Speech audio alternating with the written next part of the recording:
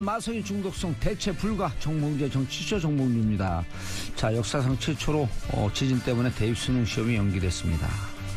예정대로 시험이 치러졌다면 즐거운 주말을 보내고 있을 수험생 여러분, 그래도 시험보다 수능보다 안전이 우선이죠. 자, 지금부터 멘탈 관리가 중요합니다. 정신력 싸움 59만 수험생 여러분 모두 힘내시고요. 저주의 세대가 아니라 지난해 촛불을 들고 대통령을 바꿨고 나라를 바꾼 세대, 그리고 수능 시험 일자까지 바꾼 세대, 여러분이 대한민국의 새로운 주역, 내일을 열어갈 힘찬 새 시대입니다. 힘내시고요. 자, 다 시험 잘 보시기 바라겠습니다. 저는 103.5MHz 러브 FM 광고 듣고 돌아오겠습니다. 채널 고정하소서. 자, 뉴스보다 떠오른 영화 이야기, 영화보다 떠오른 정치 이야기. 자, 정치쇼 맞춤 영화평론가, 대한민국에서 가장 훌륭한 영화평론가, 어떤지는 영화평론가, 아싸 가오리. 오늘 그거 따라하려고 그랬는데. 아싸 가오리. 또 쳤죠? 네, 빨리 했어요. 반박자 빠른 슈팅. 박자를 놓쳤어. 예. 자, 어떤 영화 골라오셨죠? 오늘은 요즘은 이 때가 때인 만큼 이제 재난 영화 좀 몇 편 가져왔고요. 제가 예전에 방송국 보도국 기자로 일할 때요. 예. 기자 있었어요? 네. YTN 연합뉴스. 연합뉴스에도 있었고, 예. YTN에도 있었고요. 오호. 둘 다 있었는데. 예. 그때 저희 데스크가. 예. 이제 뭐 태풍이 불고 그러면 태풍 영화 가져오면 태풍 영화 하지 마라. 그래서 왜 그러시느냐 그랬더니 지금 태풍 때문에 고통받고 있는 분들이 있는데 예. 너무 영화로 이렇게 오락적으로 설명하고 이러면 좀 그렇다. 뭐 그래서 저는 그게 남아 있어서요. 제가 사실 오늘 예컨대 찰튼 헤스턴의 대지진 뭐 이런 영화도 물론 재난 영화입니다만 지진 영화 뺐습니다. 재난 영화에 대해서 설명을 좀 드릴 텐데, 재난 영화는 사실 재난 자체가 주인공인 척하지만 휴머니즘 아니에요? 그렇죠. 네, 가족 영화죠. 예. 사실. 거기서 살아남고. 네, 아버지가 아들을 구하고, 네, 아들이 그 가족의 소중함을 더 깨닫게 그렇죠. 되는. 네, 가족 휴먼 드라마가 재난 영화인 거, 재난 블록버스터이지. 사실은 재난 자체가 주인공이진 않죠. 그러나 그렇죠. 할리우드의 테크놀로지가 워낙 발달해 있기 때문에 재난을 표현하는 수단 자체가 정말 실제로 벌어지는 일처럼 그려져서 사람들이 좀 깜짝깜짝 놀라게 하고요. 그것이 마치 주연인 것처럼 보이곤 합니다. 네. 이상하게 근데 재난 영화에 사람들이 끌리는 이유는 뭘까요?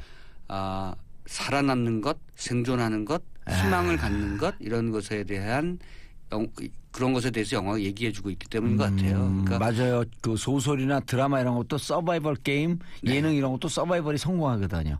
그러니까 이제 제가 언젠가 한번 말씀드렸는데요. 33이라는 영화가 있습니다. 칠레에서 광부 33명이 갇혔죠. 예, 네. 실화에 진행했죠. 네. 근데 다 구해냈잖아요. 그래서 그 얘기를 마치 다큐멘터리처럼 영화로 만들었는데 관객들이 알고 있는 거예요. 사실을 알고 있잖아요. 그럼 영화가 안 될 거잖아요. 그럼에도 불구하고 그 영화를 보는 이유는 살아난다는 것, 저 사람들이 생존해낸다는 것에 대한 희망. 미래에 대한 희망. 이것 때문에 보는 거죠. 그래서 거꾸로 얘기하면 제가 또 아픈 얘기입니다만 우리의 아픈 역사인 세월호 그 영화로 만드는 것은 굉장히 조심하거나 아니면 만들어질 수 없다고 저는 보는 거죠.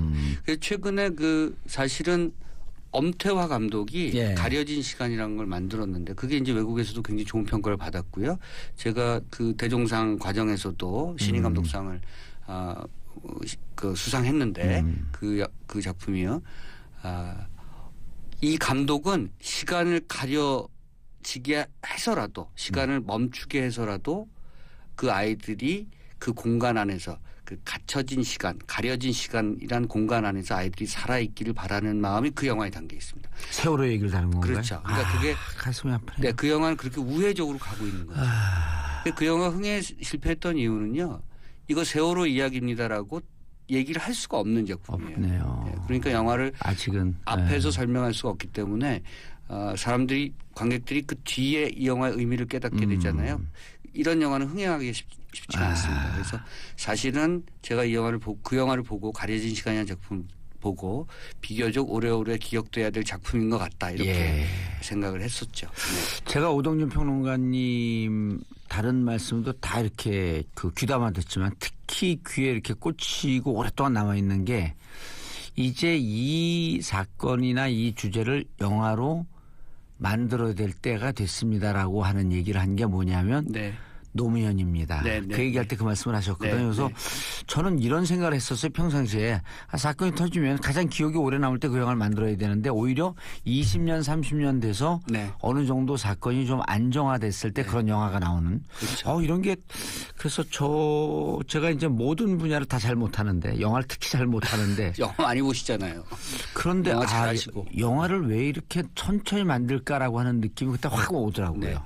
그러니까 어쩌면 영화는 그 조금 속된 말로 얘기해서 타이밍의 예술이기도 하고요. 그러니까 사람의 마음을 움직이는 그런 예술이기 때문에 그 트라우마의 동인을 보여주고 예. 그것을 또 진실로 치유하게 하는 어떤 그 시기가 적절한 시기가 있는 것 같아요. 그러니까 그걸 너무 앞서서 가면 비판받고 예. 너무 뒤늦게 가면 또 뭐랄까요 그 인정받지 못하고 그러니까 아마 그래서 감독들이나 제작자가 시대의 흐름을 정확하게 포착해야 된다. 예. 또 앞서서 그것을 읽어내야 된다. 이런 얘기들 하는 거죠. 알겠습니다. 자, 어떤 영화가 있을까요? 재난 영화에서 제가 사실은 제일 좋아하는 작품 중에 하나는 뭐 예전 작품 아까 말씀드린 찰턴 헤스턴의 대지진이나 예. 또 폴 뉴먼 나왔던 타워링 기억하실 거예요. 타워링이요. 네.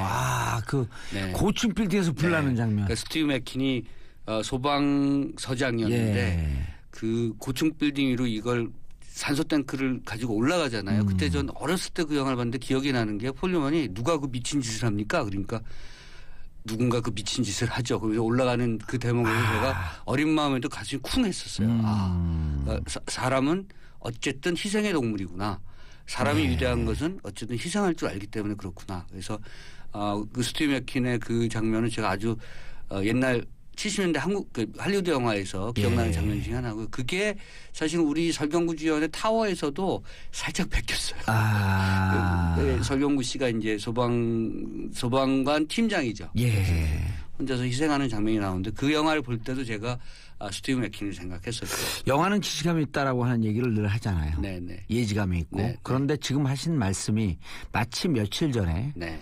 북한군 귀순 병사가 총에 맞고 네. 그랬을 때 이제 어제 2, 3일 전인가 국회에서 한 야당 의원이 네. 질타를 하죠. 왜 대응 사격 대응 사격 하지 않았냐. 몰라서 하는 소리죠. 몰라도 너무 모르는 거라고 이제 군사 전문가들이 얘기를 하고요. 그 네. 사격 그다음에 대대장이 그런 얘기를 하죠. 네. 아이들을 보낼 아니, 수가 없었다. 처음에는 네. 전쟁이 날지도 모를 것 같다라고 하는 위기 상황이 있었다. 아하. 그리고 왜 혼자 갔냐. 그리고 이제 막 얘기를 하니까 그 의원이 또 이렇게 얘기해요. 한 대대장이 영담을 듣자고 한 거 아니다. 근데 그 대대장이 가슴을 울리는 얘기하죠. 아이들을 보낼 수 없어서. 네. 그 말에는 뭐가 생략됐냐면 이 꽃 같은 아이들을 죽음의 사지로 내보낼 수 없어서 내가 갔다. 네. 전 그 기사 보고 네. 세월호 선장이 이랬었으면. 유승민 의원이 그 사실은 멜 깁슨 주연의 위어 솔저스를 그 대표 수락 연설에서 예. 인용했었잖아요. 근데 그 장면은 사실은 그런 식으로 인용하면 좀 안 될 것 같아요. 그 굉장히 감동적인 장면이에요. 그래서 사실은 지휘관, 뭐 군의 대대장이든 또는 뭐 사령관이든 아니면 배 선장이든 아니면 나라의 대통령이든 누군가를 지도할 수 있는 그런 덕목을 가진 사람은 어떤 마음이어야 되는가의 그 아우라. 그 위어 솔저스가 정말 대단히 보여줬던 작품이고 예. 이번에 그 대대장 그분이 저는 사실은 만약에 전쟁이 일어난다 해도 예. 정말 병사들보다 먼저 그 땅에 발을 내딛고 병사들을 다 보내고 마지막으로 그 땅에서 떠나는 그런 지휘자의 어떤 덕목을 갖추고 있지 않나 이런 생각을 예. 살짝 했습니다. 네.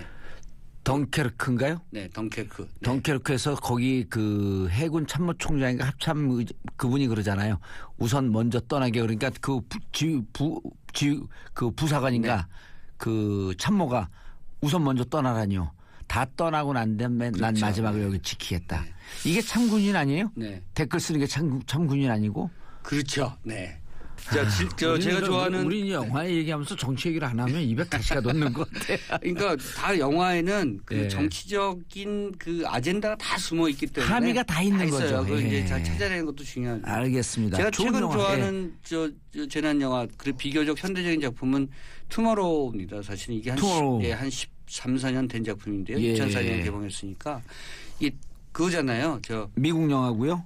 그렇죠. 예. 그 빙하가 녹아서 어허. 오히려 빙하기가 오는 거 아니겠습니까? 예. 그래서 기온이 급강하하면서 이제 미국을 포함해서 이쪽 북반구 자체가 동토가 되는 과정이에요. 사람들이 죽어나가는 거죠. 근데 이제 사실은 이 기상 변화, 기후 변화를 그 예감한 기후학자 아버지가 예. 가면 죽을 수 있다는 걸 알면서도 아들을 구하러 뉴욕으로 갑니다. 그러니까 남들은 다 밑으로 내려올 때, 예. 그러니까 워싱턴으로 내려올 때 그 아버지 혼자서 뉴욕으로 간 거죠. 그래서 저는 이 영화를 보면서 사실은 기후 변화라고 하는 것들이 정말 저렇게 급작스럽게 일어날 수 있는가 여부, 그 진실 여부는 좀 차치하고라도 아버지가 아들을 구하러 가는 그 모습이 굉장히 감동스럽고요. 이때가 2004년이 부시 시절이었거든요. 부시. 그래서 저는 투모로우가 나온 이런 재난 영화가 나온 이유가 그 실로 좀 정치적이다. 이건 뭐 아전인수격일 수도 있지만 미국 국민들이 예. 지금 트럼프 시대도 마찬가지입니다만 9.11 테러 이후에 부시 시대에 굉장히 뭐랄까요. 부성에 대한 갈증을 느꼈어요. 부성이라고 하면 여기는 진짜 아버지일 수도 있지만 아버지 같은 지도자. 나를 그 보호해 줄 수 있는 사람. 우리를 지켜줄 수 있는 사람. 이번에 중년 같은. 그렇죠. 그러니까 그렇다면 그 시절에 그 미국 사람들은 부시가 과연 미국민들을 안전하게 아버지처럼 지켜줄 수 있는가라는 것에 대한 어떤 위기감을 느꼈고요. 예. 그런 것에 대한 질문이 이런 영화를 만들었다고. 투모로우. 예. 우리는 내일이 안전한가? 아하. 우리는 내일 내 아이를 지킬 수 있고 내 가족과 함께 지낼 수 있는가? 이런 거죠. 그래서 예. 사실은 데니스 퀘이드가 오랜 배우고 지금 좀 잊혀진 배우입니다만 이때 정말 그 아들 제이크 질렌할을 구하러 뉴욕으로 가는 모습도 굉장히 감동스럽고요. 또 그 데니스 퀘이드 친구가 있어요. 혼자 간다고 했을 때 그 친구가 따라와요. 그래서 너 왜 오냐? 그랬더니 뭐 그냥 갈라고 같이 갈라고 아무런 뭐랄까 미사이고 달지 않고. 그러니까 우리 영화 대사 중에 너 왜 가냐 그러니까 너가 가니까 그렇죠. 이런 아주 심플한 대화들이 정말 가슴을 심하게 울려요. 그 예를 들면 그 백드래프트라는 화제 영화에서도 죽어가는 떨어지는 동료 소를 잡았을 때 노라고 자기 소를 노라고 했을 때 you go, I go 뭐 이러죠. 요런 용어, 이런 용어 제 귀에 쏙쏙 들어오죠. 그러니까요. 네. 그래서 외국인들 우리나라 처음 와갖고 장례식을 보면서 모두 다 효자다. 부모님 가니까 아이고 하면서 다 나도 가겠다. 나도. 그렇구나. 죄송합니다. 이게 진지한 영화 아니, 쉽게 그렇게 하면 오해를 받을 수 있겠네요, 진짜. 아이고. 그러면 한 200명, 300명 되는 사람이 아이고. 근데 저기서 문법적으로 좀 틀렸지만 위고 해야 되는데. 제가 좋아하는 영어 대사가요. 그래서 Stay with me. 그러니까 보통 이제 액션 수사극에서 총에 맞고 죽어가는 동료의 를 부둥켜 안고 항상 주인공이 얘기하죠. Stay with me. 라는 표현 제가 좋아하고요. 그다음에 뭔가 사건이 크게 벌어지면 사람은 트라우마를 겪고 자기 스스로 죄책감을 갖게 마련인데 그럴 때마다 주인공이 와서 이렇게 조심스럽게 얘기해줘요. It's not your fault라고. 제 발음이 괜찮습니까? 네, It's not your fault. 네 잘못이 아니야. 네. 그러니까 죄책감 갖지 마. 예. 뭐 이런 재난 상황에서 예를 들어서 사고를 당하면 그때 당시에 뭐 우리 예전에 전쟁 때 뭐 내가 애 손을 그때 잡았어야 되는데 그걸 잠깐 맞아요. 뭐 이런 거 있잖아요. 국제영화에서도 나오잖아요. 국제시장에서. 그러니까 그 평생의 트라우마를 갖기 쉽거든요. 이렇게 재난 상황에서는 어려운 상황에서 그랬을 때 그렇게 It's not your fault라는 그게 너의 잘못이 아니다. 뭐 그게 자책하지 마. 네, 그렇죠. 저는 근데 이런 좋은 영화 얘기를 하는데 저는 이제 뭐 영화의 지식이 짧고 좀 가벼워서 그런지 몰라도 가장 감동에 있었던 영화 대사 한 대목이 첩혈상공지 영웅본색에서 구령반도에서 그 홍콩 섬을 내려다봐요. 그러면서 이제 주윤발이 수배되는데 이 돈 갖고 해외로 나가라. 근데 주윤발이 뭐라 그러냐면 갈 곳이 없어요. 이게 근데 그때 홍콩이 갈 곳이 없죠. 조차가 끝나서 네네. 반환돼 갖고 네네. 이제 홍콩민들이 어디 갈 데가 없을 그렇죠. 때 네. 이 서민들은 갈 데가 없거든요. 돈 많은 사람들은 캐나다 밴쿠버로 가고 싱가포르 가는데 갈 곳이 없는데 주인발이 그 얘기하는데 가슴에서 눈물이 나더라고. 갈 곳이 없어. 영화가 한 줄의 대사로 사실은 그 예. 시절 그 시대의 어떤 모든 것들을 다 설명하고 있죠. 네. 자, 다음 영화요. 사실 우리 영화로는 판도라가 있었죠. 작년에 개봉됐던 작품. 저 판도라 좋은데요. 네. 이게 정청래 의원이 한 방송에서 나오는 그 시사 프로의 그 타이틀이에요. 그래서 제가 이 얘기하는 사람 제일 싫어해요. 왜냐면 제가 정청래 의원을 좋아하니까. 뭔 얘기죠? 판도라가 지난해 개봉돼서 주목을 받았습니다만 굉장히 큰 영화였었고요. 예. 사실 이 영화가 조금 더 확장성을 갖고 얘기돼야 될 대목들이 많습니다. 특히 원전 때문에. 예. 지금 포항과 경주 그 주변에 그 원전만 해도 지금 24개인가 예. 그렇잖아요. 그리고 사실 강도 7점 몇이 넘어가면 모든 원전은 다 위험하게 돼 있는데 지금 우리나라는 그런 지진은 일어나지 않을 거라고 생각해 왔지만 그러진 않았어요. 네. 14개월 전에 이미 5.8이 왔죠. 그렇죠. 이번에 5.6이 네. 왔죠. 네. 그래서 어느 한 기자가 어제 그 얘기를 하더라고요. 만약 지금 신고리 5호기 6호기를 수기민주주의에 붙였으면 중지됐을 것이다. 중지했었죠. 그러니까 이 원전의 위험성이라고 하는 것을 좀 다소 지나치게 큰 영화로 만들어서 오히려 그 의미가 좀 숨겨졌다고 생각합니다. 그래서 왜냐하면 마치 저건 이렇게 큰 영화로 보잖아요. 그러면 예. 저건 환상일까요? 판타지야. 우리 현실은 아닐까요?라고 하는 이중의 뭔가의 장치를 주기 때문에 예. 의식적으로요. 그래서 오히려 그 원전의 위기감이나 원전의 위험성에 대해서 좀 멀리하게 만드는 역설적인 부작용을 만들었다라는 측면도 있습니다만 예. 어쨌든 이 영화가 1년 전에 지진, 원전의 위기, 위험성 이런 걸 예고했다. 네, 이런 것들을 좀 보여주고 있는 작품이죠. 알겠습니다. 다시 보면은 그래서 의미가 좀 있을 것 같습니다. 알겠습니다. 네. 지금의 상황을 대비한 마치 예시하듯 한 영화를 또 소개한다고요? 공동경비구역 JSA죠. JSA. 네. 2000년에 Joint Security Area. 네. 2000년에 만들어졌으니까 17년 된 작품이고. 공동경비구역 JSA. 너무 감동적으로 봤어요. 네.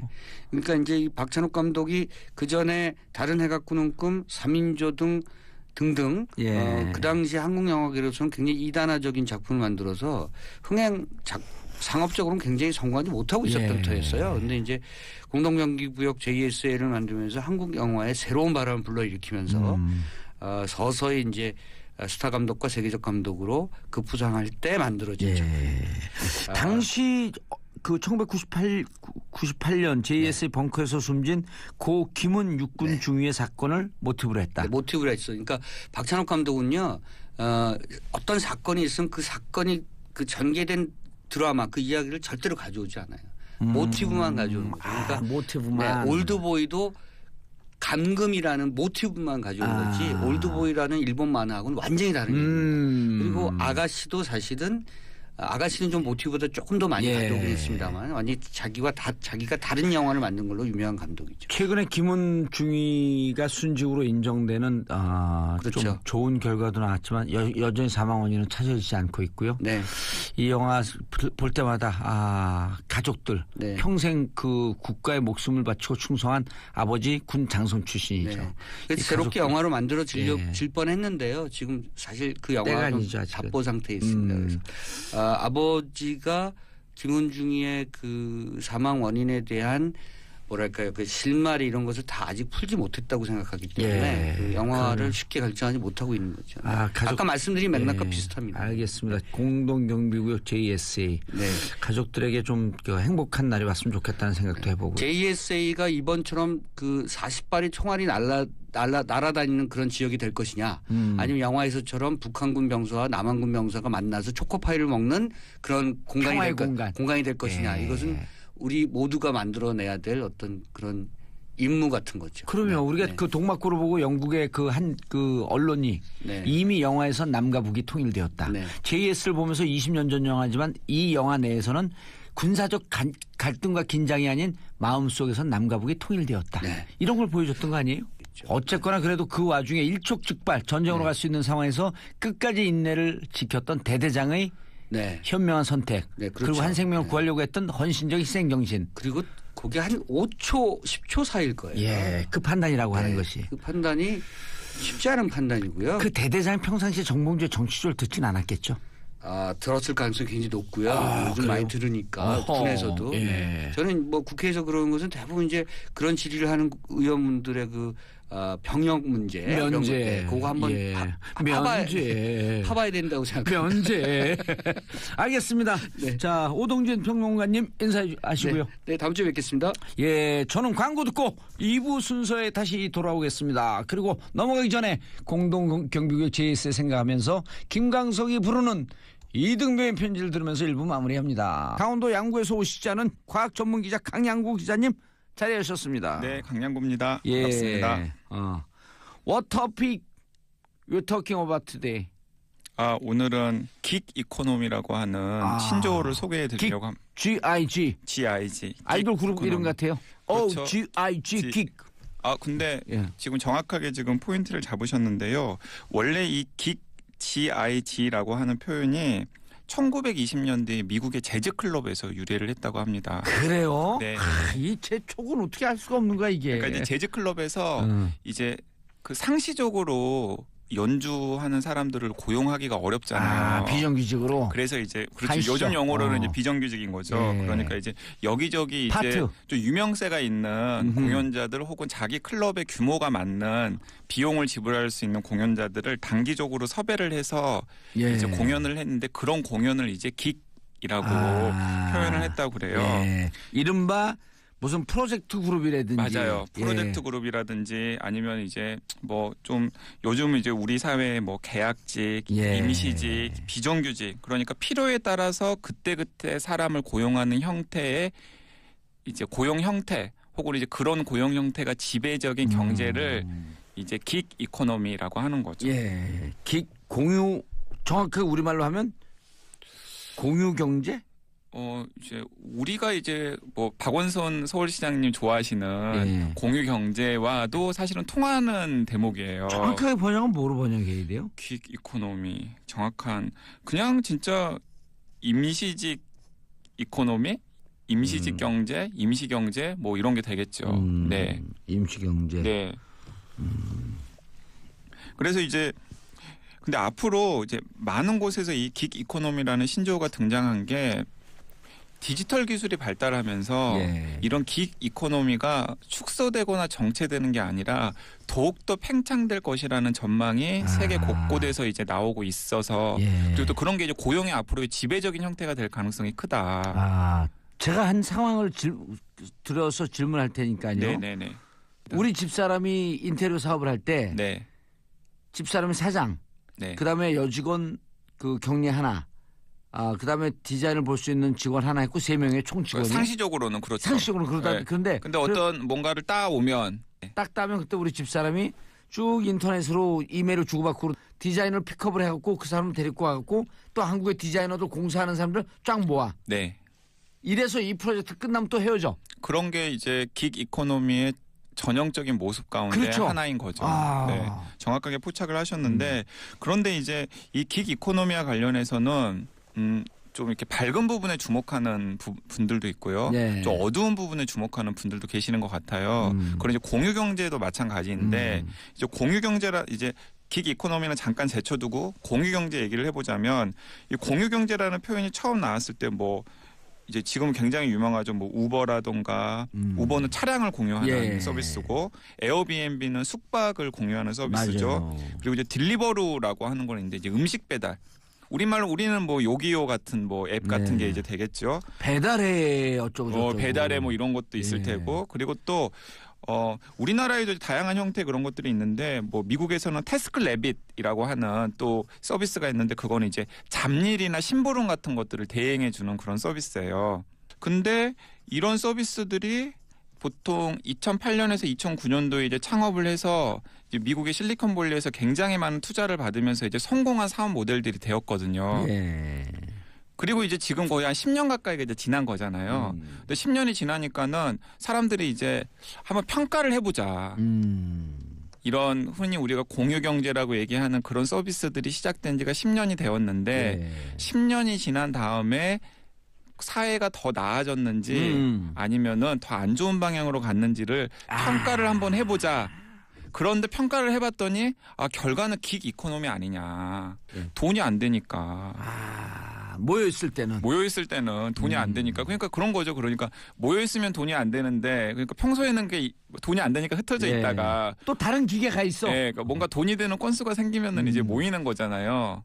근데 이제 그게 밝은 면과 어두운 면이 동시에 있을 것 같다는 생각이 맞아요. 드는 겁니다. 지금 밝은 면만 얘기했어요. 저희는 여태까지는 이제 밝은 면을 이제 얘기를 한 건데 그러니까 어떻게 보면은 그런 거죠. 그러니까 뭔가 일을 하고 싶은 욕구가 있는 분들이 있고 능력이 있는데 그런 능력을 상시적으로 받아주는 데가 없는데 이런 긱 이코노미의 시대 혹은 공유경제의 시대 혹은 그런 것들이 가능하게 하는 디지털 플랫폼 같은 것들이 있으면은 이제 적재적소에 자신을 필요로 하는 사람들에 따라서 일을 할 수가 있는 거죠.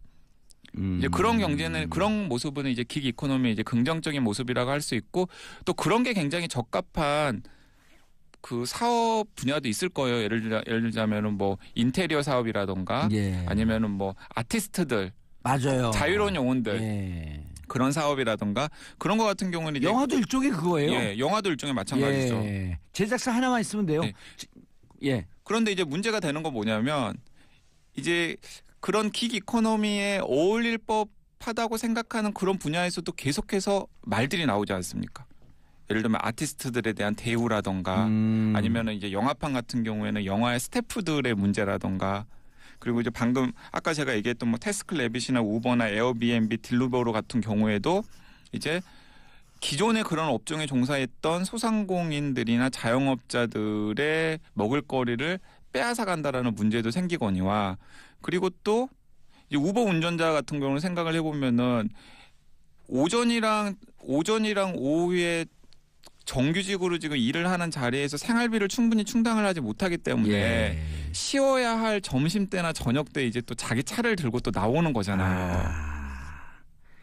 자기 고정직 있으면서 따블잡 뛴다 그러면서 대리운전 하시는 분들도 좀 비슷한 심정이네. 그렇죠. 예. 저기 사업하시니까 잘 아실 거 아니에요. 그러니까 고정잡은 상당 부분들이 있으시는 거죠. 그거 갖고 이제 생활이 안 되거나 그걸로 생활이 안 되는 문화생활까지도 좀 하기 위해서 돈이 부족하거나 돈이 부족하니까 그러니까 이제 밤잠을 줄이고 당연히 쉬어야 되는 저녁이 있는 삶을 누려야 될 시간에 이제 그 갑질 견뎌가면서 이제 술 취한 분들 갑질 견뎌가면서 때로는 그 밤새 고생을 하시는 거잖아요. 저도 일종의 긱 경제의 한 그 중심에 서 있는 인물인데 데일리 방송하면서 좀 부족하니까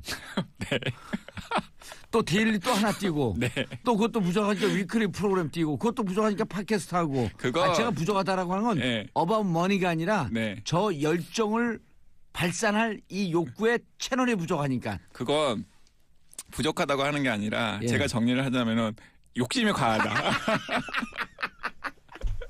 빙고. 근데 좀 조정을 하셔야 된다. 제가 보기에는 너무 바쁘신 것 같아요. 아니 근데 지금 아직 제가 해야 할 열정에 반밖에 소모를 안 하고 있어요.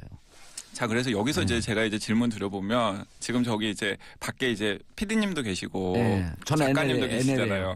PD님 계시고 작가님 계시는데 제가 이제 PD님 작가님 좀 불편한 질문 드려보면은 방송국도 제가 보기에는 이 긱 이코노미의 눈으로 보면은 굉장히 여러 가지 생각할 거리를 많이 던지는 조직인 것 같아요. 근데 이제 우리가 그게 예를 들었고 그 작가분들 이제 노조도 만들어졌죠. 노조 만들어졌어요. 그러니까 이제 작가분들은 이제 대체로 프리랜서잖아요. 정규직이 아니고 비정규직이고 노동법상으로는 특수계약직이라고 하는 게 있어요. 맞아요. 그러니까 사실 이제 긱 이코노미의 한 형태가 이제 방송국에 일하시는 이제 작가분들이고 그리고 요즘에는 또 PD분들은 대부분 다 이제 정규직인데 요즘에는 그 PD분들조차도 프리랜서 PD들이 이제 종종 투입되는 경우가 꽤 있더라고요. 그리고 이제 다른 이제 뭐 라디오는 심플하긴 하지만 뭐 TV 같은 경우에는 TV 프로그램 하나를 만들 때 동원되는 많은 스태프들이 또 다 긱 멤버들. 긱 멤버들인 경우가 많죠. PD, 작가 그리고 무슨 프로젝트나 프로그램이 있을 때 모여드는 그런 스태프들이 예를 들어서 기여한 만큼 똑같이 급여를 받는다라고 생각을 하면은 사실은 긱 이코노미 해피 좋다. 그런데 사실은 그렇지가 않잖아요. 긱 이코노미 긱 멤버가 아닌 분들은 비교적 안정적인 그 사내 복지에 그리고 상당히 높은 급여에 어쨌든 간에 어제 먹고 살만한 뭔가가 보장이 되는데 이 긱 멤버들 같은 경우에는 사실은 그런 데서 이제 배제되거나 소외되는 경우가 굉장히 많단 말이죠. 그러니까 저는 그 대목이 바로 이 디지털 플랫폼이 가능하게 한 긱 이코노미의 좀 맹점 혹은 어두운 점이 아닐까라는 생각이 듭니다. 아니 제가 저기 그 애청자분들한테 한번 여쭤보고 싶은 건데 애청자분들도 이런 거 궁금해하지 않았어요? 아니 내 운전기사 내가 앱으로 선택하고 평가도 할 수 있잖아요. 그리고 그렇죠. 숙박, 자는 방 평가할 예. 수 있잖아요. 근데 의사, 변호사, 그러네. 예, 의사, 변호사 혹은 교사 이런 사람들을 그런 식으로 막 평가하는 앱 같은 게 나온다 그러면은 당장 엄청난 반발에 부딪힐 테고 예. 심지어는 불법 뭐 의료법 위반 등등등 해가지고 이제 여러 가지 제재를 받을 가능성이 굉장히 크단 말이죠. 예. 근데 그건 참 이상하잖아요. 우리 사회에서 가장 고소득을 올리고 안정적이면서도 사람들한테 필수적인 서비스를 제공한다는 의사나 변호사 같은 사람들은 왜 이런 깁 이코노미나 공유경제 서비스 안으로 들어올 수 없을까? 왜 그렇죠? 그러니까 그런 거죠. 이렇게 아니 마취과 의사는 긱 이코노미로 그렇죠, 들어와요. 그렇죠. 예, 병원마다 마취과 이렇게 예. 이제 선택을 해가지고 하는 메뚜기 거니까. 뛰듯이 이렇게 하는 네. 건데. 근데 이제 어쨌든 간에 만약에 사람들이 이제 의사들의 서비스에 대해서 의사들의 진료 서비스에 대해서 평가를 하고 또 그런 평가들이 공유가 되고 그래서 사람들이 가장 좋은 서비스를 제공하는 가장 진료를 제공하는 의사들과 연결이 되고 이런 것들이 만약에 스마트폰 하나로 된다면은 꽤 각광을 받을 수도 있는데 예. 사실은 그런 게 등장을 못 하고 있단 말이죠. 왜 그렇죠? 여러 가지 제약 때문에. 이제 그래서 긱 이코노미가 이런 것 같습니다. 그러니까 이미 뭔가 사회적으로 안정적이고 가질 게 있는 분들은 예. 긱 이코노미에 편입을 하지 않는 거예요. 수요는 있지만 조금 어려운 직종에 있는 분들은 긱 이코노미에 놔두고. 예. 그리고 이제 반면에 이제 좀 이렇게 저임금이고 그리고 수요보다 공급이 항상 많고 그리고 일종의 이제 막 열정을 착취할 수 있는 예, 종류의 열정페이를 요구할 수 있는 그런 종류에서는 이런 긱 이코노미가 이제 확산이 되고 있다라는 겁니다. 그래서 그 클린턴 정부 때 미국의 클린턴 정부 때 이제 예. 노동부 장관을 했던 로버트 라이시라고 하는 미국의 꽤 있어요. 예. 영향력 있는 경제학자가 있죠. 근데 이 양반은 클린턴 행정부 이후로도 계속해서 사회적인 발언을 하는데 나이가 들수록 과격해지세요. 근데 이제 이 양반이 이제 이 긱 이코노미나 혹은 공유 경제에 대해서 뭐라고 이름을 붙였냐면 내가 보기에 이 긱 이코노미는 부스러기 나눠 먹는 경제다. 그러니까 파이의 큰 것은 이미 사회의 기득권들이 다 자기들이 알아서 나눠 가지고 그다음에 이제 그 파이의 그 부스러기들을 못 가진 다수가 나눠 가지는 것처럼 보이기 때문에 자기가 보기에는 이런 이 공유경제라고 불리는 긱 이코노미 같은 형식으로 사회의 고용 형태라든가 경제 모델이 재편되는 게 과연 공동체 행복을 위해서 도움이 되는 방향인지 모르겠다라고 예. 이제 얘기를 하는 겁니다. 부스러기 뭐라 그랬죠? 아까 부스러기 나눠 먹는 경제. 부스러기 가슴 아프다. 네. 예. 부스러기 나눠 먹는 경제. 왜냐하면 이게 영화판 이런 데서도 많이 나오잖아요. 네. 주연 배우 한 사람이 수억 개 그 출연료를 받는가 하면 드라마도 마찬가지죠. 네. 드라마나 영화 이런데 네네. 그럼 그 엑스트라들 그 막 진짜 그 들어가기 힘든 연극영화과 막 이런 데 나오고 네네. 그런 사람들은 한 달 기껏해봐 한 달 최저 생계비도 못 버는 정도의 돈을 벌고 맞습니다. 그래 그 계속 문제가 되는데 스타 중심에 이게 되고 기경제는 하나의 부속품 네. 소모품 정도가 되니 별로 대우도 못 받고. 네. 아 나도 그런 인생인 것 같아. 그래서 이제 사회 양극화가 되는 건데, 근데 네. 거기서 이제 저는 어쨌든 과학과 정치를 만나는 시간이니까 예. 거기서 이제 저희가 주목해봐야 될 것은 뭐냐면 그때 가장 많은 돈을 버는 곳은 누굴까요? 이 긱 이코노미가 굴러갈 때 가장 많은 돈을 버는 기업 혹은 그룹. 예. 실리콘밸리의 테크니션들이죠. 우리나라 따지면 판교, 예. 강남에 있는 그러네요. IT 기업들, 뭐 구글, 애플, 뭐 우버, 카카오 이런 데 돈을 엄청나게 벌어 가잖아요. 예. 그래서 이제 제가 그러네. 이제 제가 AI 할 때도 그리고 또 회사 만들어갖고 주식 튀우면 그 사람들만 빵 벌고. 빵 벌고. 그러니까 제가 AI 할 때 또 이런 말씀 드렸습니다만 이제 굉장히 암울한 전망인데 지금의 이 불평등하고 양극화한 한국 사회 분위기가 혁신되거나 바뀌지 않으면은 이제 먼 훗날에는 이제 그 AI를 지배할 수 있는 기술이라던가 능력이라던가 조직을 가지고 있는 소수의 사람들. 예. 그리고 AI에 지배될 수 있는 다수의 사람들. 그리고 그 사이에 이제 로봇이나 혹은 AI들이 이제 그 밑에 있고 그 밑에는 이제 하층민들. AI나 로봇들도 하지 않으려고 하는 일을 저임금에 처리하는 다수가 있을 가능성. 그리고 이제 그 다수가 일을 분배받는 방식이 바로 70년대, 80년대, 90년대까지 최근에는 이제 새벽에 용역 시장에서 그런 것들을 분리를 받았다면 지금은 이제 그런 위에서 AI 위에서 AI를 조종할 수 있는 사람들이 만든 디지털 플랫폼으로 이제 일을 분배받는 거죠. 예. 그게 이제 바로 AI 시대 혹은 긱 이코노미 시대의 가장 좀 끔찍한 미래상이 아닐까, 슬픈 끔찍한 미래상이 아닐까를 생각이 들고, 저는 이게 지금 어쨌든 간에 뭐 네이버 이번에 국감에서도 이제 그 네이버 뭐 이혜진 회장 나와가지고 뭐 증언도 하고 그랬고 뭐 왜 구글이랑 우리랑 차별하냐 뭐 이런 얘기 하셨는데 저는 이제 우리나라 네이버 뭐 우리나라에 들어온 뭐 구글이라던가 애플이라던가 이제 아마존도 들어온다고 하는데 아마존 같은 그런 기업들뿐만 아니라 뭐 네이버라던가 카카오라던가 혹은 이제 그런 이제 이런 긱 이코노미를 운영하는 것을 통해서 돈을 버는 많은 디지털 기업들과 관련해서 그들이 벌어들이는 수익을 사회에 어떻게 환원할 수 있을 것인지에 대한 고민 같은 것들을 저는 정치인들이 좀 우선적으로 해줘야 된다고 생각합니다. 돼요. 그래서 앞으로 이제 딱 들어보니까 AI를 매개로 하면 AI를 제작하고 AI를 지배하는 소수 인간. 네. 그다음 그 밑에 AI. 이 지배자의 명령을 따르는 AI. 그다음에 AI가 통제할 수 있는 다수 국민. 이렇게 맞습니다. 세 개가 재편이 돼요. 그리고 그 다수 국민이 그 긱 이코노미의 종사자들이 되는 거죠. 긱 이코노미 종사자. 그래서 정치하는 사람들은 다수의 국민과 지배하는 소수의 국민들이 차별되지 않을 수 있도록 어떻게 법과 제도를 만들고 어떻게 복지 제도를 만들 것이냐. 아니 그래서 이제 그 미국의 이제 빌 게이츠 같은 사람이 로보스 얘기하는 거고. AI나 아니면 이런 그런 디지털 플랫폼으로 돈 버는 사람들이 거기에 상응하는 세금 같은 것들 더 많이 내야 된다. 그리고 그 재원을 이용해서 뭐 기본소득 같은 재원으로 활용할 수 있는 방안 같은 걸 적극적으로 고민하자라고 이 테크 업계에 있는 사람이 앞서서 이제 얘기를 하는 것도 그런 미래가 너무 두렵기 때문이에요. 맞아요. 근데 그런 거에 비하면 우리나라 IT 재벌 청년 재벌들 있잖아요. 젊은 재벌들. 40대, 50대 초반. IT 붐일 때 재벌된 사람들 많이 아시죠? 잘 알아요. 참 나빠요. 네. 사장님도 나쁘고 IT 재벌 나빠요. 같이 살아요. 아니 그리고 그 큰 IT 기업들에서도 항상 이제 그런 문제들이 생기지 않습니까? 노동과 관련된.